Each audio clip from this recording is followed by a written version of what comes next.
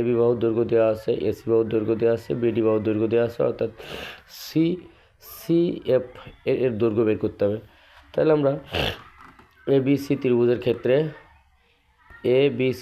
ক্ষেত্রে যখন বিডি উচ্চতা হবে তখন এবিসি ত্রিভুজের ক্ষেত্রফল লাগবে হাফ গুণ ভূমি গুণ উচ্চতা। একইভাবে আবার যখন এই সিএফ উচ্চতা হবে তখন এবিসি ত্রিভুজের ক্ষেত্রফল হবে হাফ গুণ ভূমি গুণ উচ্চতা।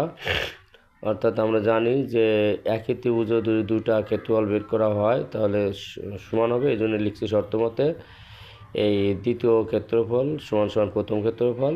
এখান থেকে দুই পাশ থেকে হাফ হাফ চলে যায়, পরে এখান থেকে সিএফ সমান সমান লিখতে পারি এসি গুণ বিডি ভাগ এবি। এখন এগুলোর মান বসিয়ে ক্যালকুলেশন করলে 96 সেন্টিমিটার। তো প্রিয় শিক্ষার্থী, ভিডিওটা কেমন লাগলো অবশ্যই কমেন্ট করে জানাবে। আর নতুন নতুন ভিডিও পাওয়ার জন্য সবাই সাবস্ক্রাইব করে সাথে থাকবে। সবাইকে আরেকবার ধন্যবাদ।